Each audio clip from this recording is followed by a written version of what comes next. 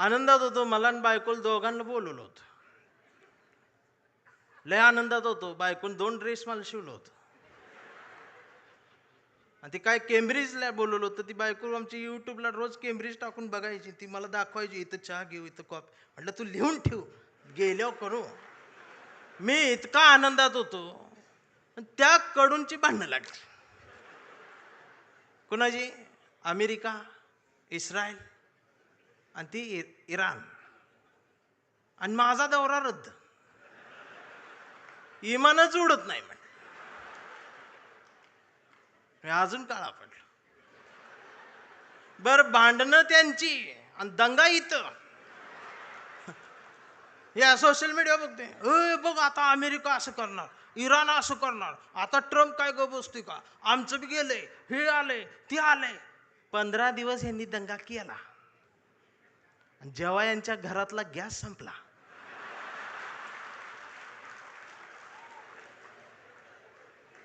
त्यावेळेला बीकॉम झालेली बायको पहिल्यांदाच चुलीजवळ आली. तिला काय चूल पेटना. मैंने युट्यूबवर चूल बघितली. त्या युट्यूबवर याला फुकणी गावली. मग ह्यानं तिला फुकणी दिली. म्हटलं फुकाय, तर ती डोळ्यातनं बघायला लागली. म्हटलं फुकायचं आहे. मग ती अशी फुकायला लागली. सगळा धूर गेला डोळ्यात. मग तिनं अशी फुकणी याला फेकून मारली. याचा गुडगा फुटला. आणि मग ही लंगडत लंगडत ती गॅसची टाकी घेऊन चौकात आला. चौकात 4 किलोमीटरची लाईन. मग दिवसभर उन्हात थांबलं. फुटाफुटान पुढं सरकत गेलं. संध्याकाळी 5 वाजता याचा नंबर आला. आणि ती पुढं नंबर आल्यावर संध्याकाळी ती काउंटरवरची मुलगी म्हटली, DAC नंबर असेल तरच या. 45 दिवसानंतर बुकिंग होईल, 60 दिवसांनी मिळेल. याच्या लक्षात आलं 60 दिवस गुडगा फुटणार. त्यानं असं डोळं झाकलं, गार वाऱ्याची झुळूक आली. मग यो म्हटला, जगाला युद्धाची नाही, बुद्धाची गरज. कधी चुलीत लाकडं गेल्या. अहो, आमचं उपमुख्यमंत्री शिंदे साहेब सुद्धा टीव्हीवर पहिल्यांदाच नाव घेतलं. कधीच नाव घेतलं नव्हतं बुद्धाचं. ते सुद्धा पत्रकार परिषदेत म्हटले, जगाला युद्धाची नाही, बुद्धाची. बायकोन मला बघितलं, म्हणलं लोक हे काय म्हणतात. मी बघितलं तर ते खरंच म्हणत होते, बुद्धाची गरज आहे. मग मी डोकसं खाजवत म्हटलं, ह्यांच्या बी घरातला गॅस संपलेला आहे म्हणलं.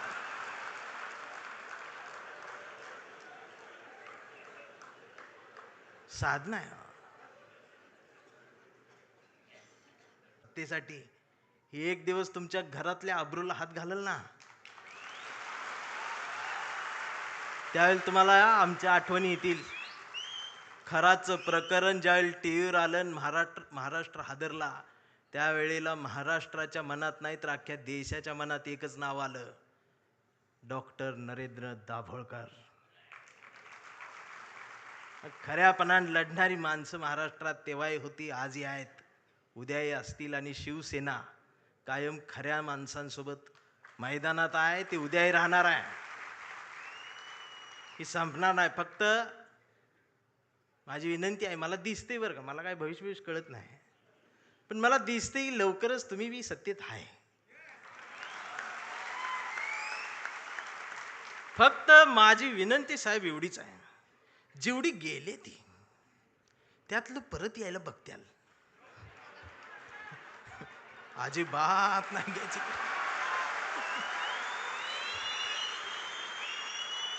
पाया पडतेली येऊन त्यांचं दुःख आहे हो, त्यांना तुम्ही शिव्या देऊ नका. मला माहित आहे, दररोज उद्घाटन करतात, दररोज सत्कार करतात, पण घरी गेल्यावर दार लावून रडतात. हे मग तर मलाच माहित आहे. दार लावून साहेबांचं नाव घेऊन रडतात. मी म्हणतोय त्यांना, मी येऊ खांदा द्यायला नको. मी काय भीत नाही, सत्तेला भीत नाही, पण मी एवढा आहे, मी माझी कविता घेऊन आलोय. पाखरांच्या चोची मधला घास व्हावी कविता, पहिला आणि शेवटचा श्वास व्हावी कविता, कोसळावेत थेंब भुईत मातीचा वास व्हावी कविता, उगवावा पिंपळ, एक प्रवास व्हावी कविता, त्याच पिंपळाच्या सावलीला मानवतेचे गीत गाणारी बुद्ध व्हावी कविता, मी करावे पाखरांच्या हवाली तिला, मग शुद्ध व्हावी कविता, हिंदूंच्या कंठामध्ये सलाम अलिकम सलाम व्हावी कविता, मुस्लिमांच्या भाळावरचा नाम व्हावी कविता, मंदिर मस्जिद बांधणाऱ्यांच्या कपाळाचा घाम व्हावी कविता, इंद्रायणीत तरलेला तुकाराम व्हावी कविता, आणि या देशाच्या मातीत विज्ञान पेरणारी अब्दुल कलाम ही व्हावी कविता. ही कविता प्रबोधनकार ठाकरेंच्या विचारांच्या वारसदारांकडूनच येऊ शकते. आमच्या लक्षात येत नाही. आम्ही कुणाजवळ जाऊन बसावं आणि कुठून उठून जावं, ह्याला ज्याला जमलं त्यालाच आयुष्य कळलं. जाणारच आहे ना एकदा तरी. काय राहणार आहे तुमचं? अख्ख्या महाराष्ट्राच्या मनावर राज्य करणारा, हृदयाच्या कप्प्यात बंद झालेला आमचा अजितदादा सारखा नेता अचानक गेलाच ना. काय नेलं सोबत? आणि दादा गेल्या दिवशी दुसऱ्या दिवशी कुटुंब शपथा घेत होतं मंत्रिपदाच्या. हा विनोद नाही, हा विनोद नाही, ही वेदना आहे. पर्याय नाही. काय राहते आमचं? आज कितीतरी अधिकारी भ्रष्टाचारात हे आहेत ते आहेत. समोर एखादं वंचित पिचलेलं येतं ना, त्याच्यासाठी कुणाचाच फोन येत नाही, त्याच्यासाठी कुणीच फोन करत नाही, त्याच्यासाठी कुणीच दबाव टाकत नाही. जर अधिकाऱ्यांनो तुम्ही फक्त त्याला बसवून पाणी प्यायला दिलं आणि कुणाचाच फोन न येतात जर त्याचं काम केलं ना, तर संध्याकाळी स्वाभिमानाची झोप लागते. याचा विसर पडला म्हणून बाळासाहेब ठाकरेंना कुंचला सोडून हे बोट उचलावं लागलं. प्रत्येक काळात बाळासाहेब कुठे येणार आहेत? त्यांचे विचार आहेत, आम्हाला ते घ्यायचं आहे. 40-50 वर्षापूर्वीचा जो शिवसैनिकाचा दरारा होता ना, तो दरारा पाहिजे मला परत मुंबईत आल्यावर. आवाज पाहिजे, त्याची नजर पाहिजे. छत्रपती शिवाजी महाराज, त्यांचं नाव घेऊन राजकारण. किती उंचीचा पुतळा, यावर तुमचं प्रेम. ती बी वाऱ्यान पडते आणि मग ती तुकडे होऊन पडतात आणि मग ही आमची लगेच रडते. महाराज, पुतळ्यात महाराजांना बघायची सवय लागली. हेच झालं ना आमच्या महापुरुषांच्या बाबतीत. अगदी 4-5 वर्षाસુધી महाराष्ट्रात सकाळ आली, शुभ शिव सकाळ, भगवा झेंडा आला असा. मी डोकसं खाजवत म्हटले, ही सकाळ कुठनं आली? म्हणजे आता महाराज येणार, उठा, आपली सकाळ झाली. मी कुणाला तरी चिडवण्यासाठी होती. मग दुसऱ्यानं बघितलं, ते म्हटलं त्यांची झाली, आपली कधी? हे म्हटलं कर आपली. मग निळा झेंडा, शुभ भीम सकाळ, 11 वाजता. शिव सकाळ, भीम सकाळ, शिव सकाळ, भीम सकाळ. मग तिसरा एक जागा झाला, म्हटलं आमची घ्या, पिवळा झेंडा, शुभ लहू सकाळ. या सकाळ आल्या कारण महापुरुषांच्या पुतळ्याजवळ मेंढरांची गर्दी वाढली. ही पुतळ्याजवळ वाढलेली मेंढरांची गर्दी जोपर्यंत पुस्तकांजवळ, विचारांजवळ येणार नाही, तोपर्यंत ह्यांना काय कळणार आहे? रात्रीचे 1:30 वाजता आमदार शिव्या देते फोन करून त्या प्रकाशकाला. मी ऐकली, ती ऐकली. 8 मिनिटात 36 शिव्या आहेत.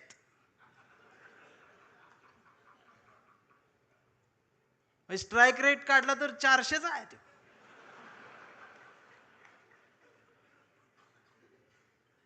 मला त्याचं वाईट नाही वाटलं, पण त्यांच्या घरी त्यांच्या मिसेस आहेत, आई आहे, मुलगी आहे, ही नीट बोलत असेल. आणि बाळासाहेब असते तर मातोश्रीवर बोलवून 400च्या स्ट्राईक रेटनं. बाळासाहेब नसले काय झालं? तुमच्या मनगटात तो विचार आहे ना, तो स्वाभिमान जिवंतच ठेवा. एक गरज आहे. आणि खरं सांगू आदित्य दादा, गावगाड्यावर, शहराच्या चौकात, झोपड्यांमध्ये एक हुंदका आहे, एक हंबरडा आहे, जो राम कृष्ण हरी माऊली म्हणत एखाद्या नव्या ठाकरेची वाट बघत बसलाय.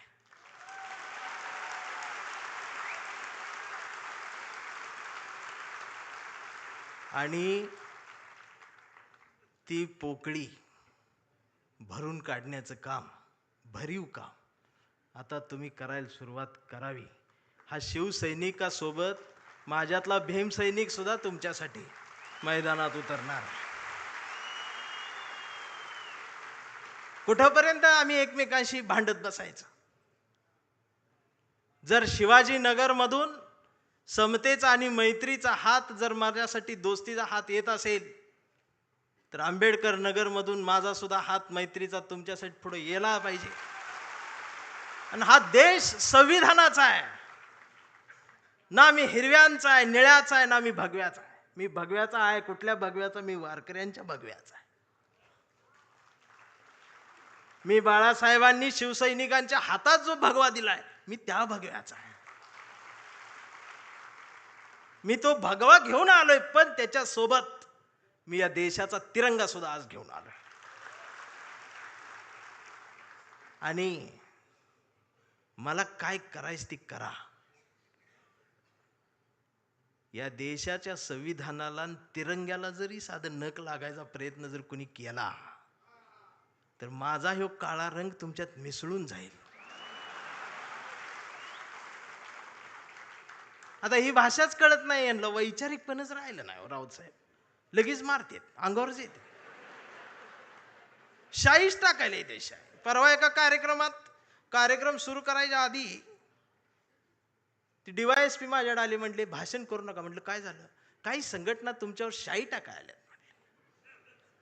मी म्हटलं मी लय लांब आलोय, करू दे. तर बाजूला ते कॉन्स्टेबल बघत होत माझ्यावर, ते हसायला लागलं मला. म्हटलं काय झालं, का हसताय? तर म्हटले तुमचं तोंड काळ करणार आहे. मी म्हटलं साहेब बोलू दे 2 मिनिटं. तर ते म्हटले तुमच्या रिस्कवर बोलणार का? मी म्हटलं अहो आम्ही जन्माला येतानाच आमच्या रिस्कवर आलोय.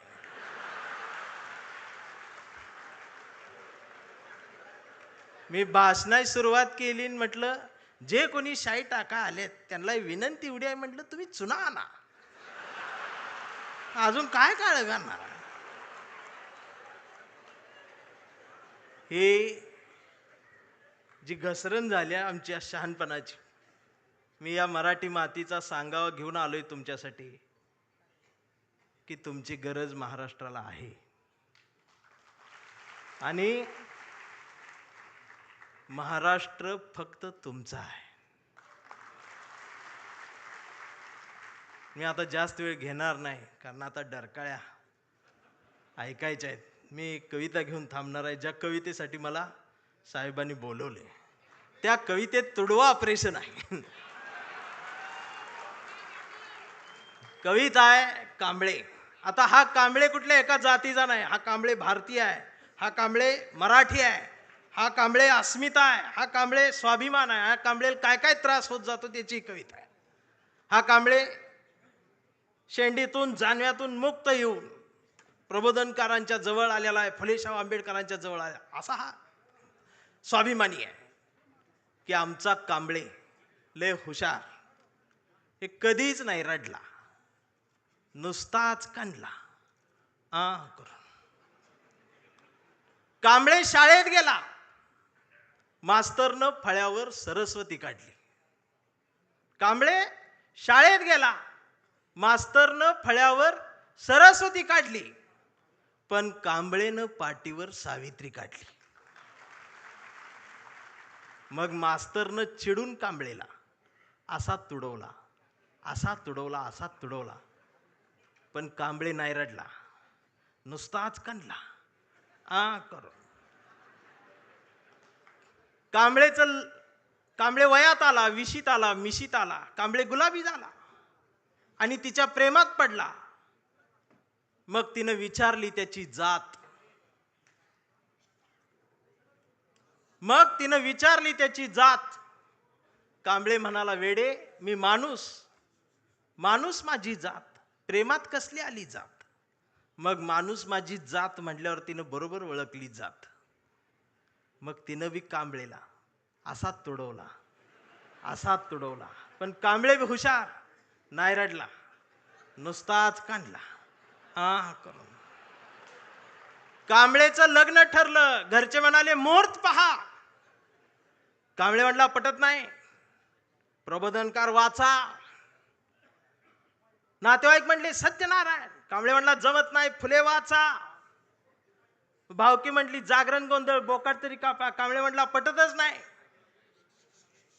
गाडगे बाबा वाचा. मग घरच्यांनीच दार लावून कांबळेला असाच तुडवला, असाच तुडवला. पण कांबळे बी हुशार, नाही रडला, नुसताच काढला. इथं कोण शाई वगैरे लावा आले का? चुना ना. मग कांबळे अशा चळवळीत आला. सगळ्या चळवळी अशा गट तट फुटून बिटून गेले. कांबळेला वाईट वाटलं. कांबळे सगळ्यांना वाटला, सगळ्यांनी एकत्रित या, एकत्रित या, देश समजून घ्या, महाराष्ट्र समजून घ्या. दिवसभर बोंबलत राहिला. मग संध्याकाळी सगळे एकत्रित आले आणि एकत्रित येऊन आपल्याच कांबळेला, आपल्याच लोकांनी असाच तुडवला, असाच तुडवला. पण कांबळे बी हुशार, नाही रडला, नुसताच काढला. आणि आता कांबळे शिवसैनिक झाला.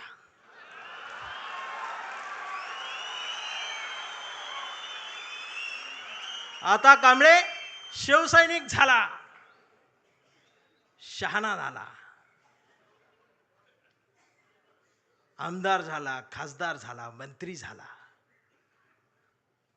मग त्याला फोडायसाठी सापळा रचला. त्याला बोलवून बोलवून घेतलं, कांबळे नाही गेला. तो ऐकत नाही म्हणून त्याला मग जेलमध्ये टाकला. तिथं सुद्धा ईडीनं त्याला असा तुडवला. पण कांबळे तिथं बी नाही रडला, नुसताच काढला. आणि असा भगवा फडकवत जेलमधनं बाहेर आला.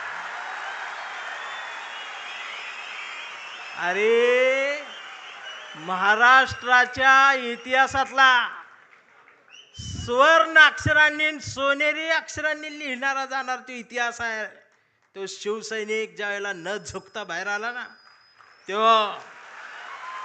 नाद नाही आमच्या रावसाहेबाला, नादच नाही. आता कांबळे वयस्कर झाला. त्याच्या परवा ते सोशल मीडियावर येडं झालेले. ते सोशल मीडियावर कोण आहे, निसर्ग चित्र येतं, त्याच्यावर लिहिलेलं असतं 70% डोळे बारीक करा. हे बारीक करतात आणि त्याच्यात येतं स्वामी दिसले, पाया पडते तो.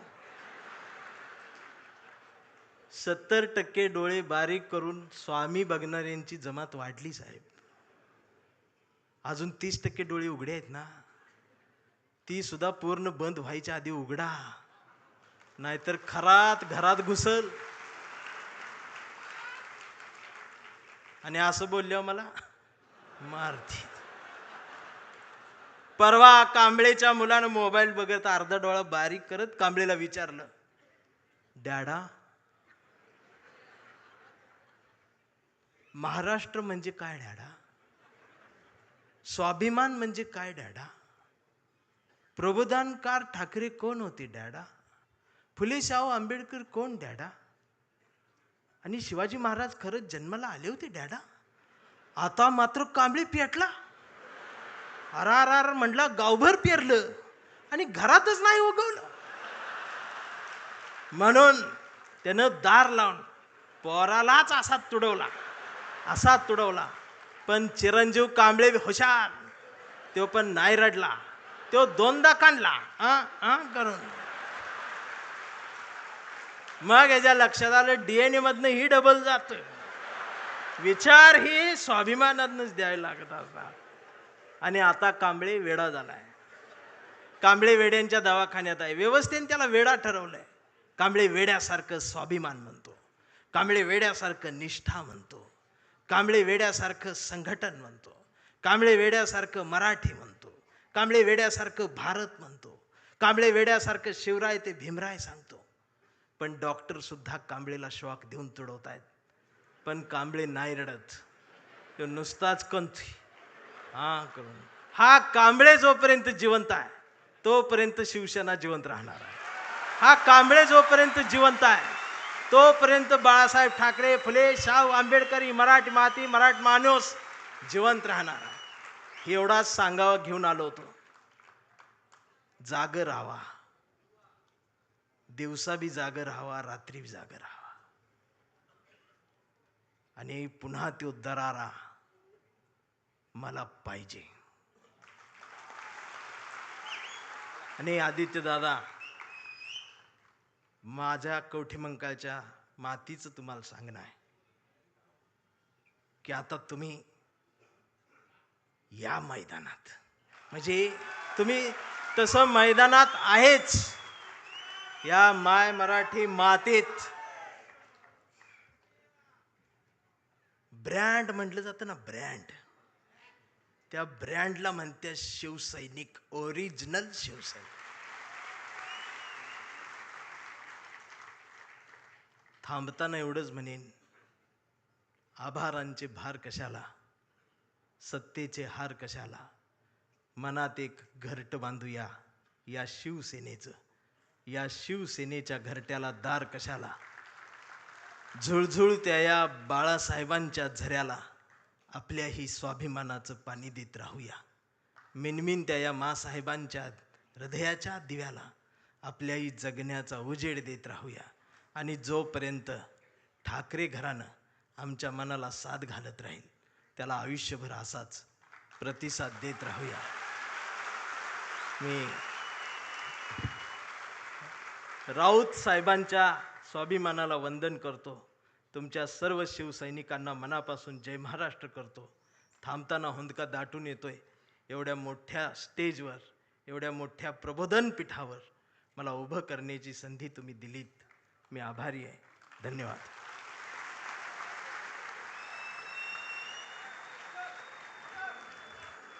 धन्यवाद.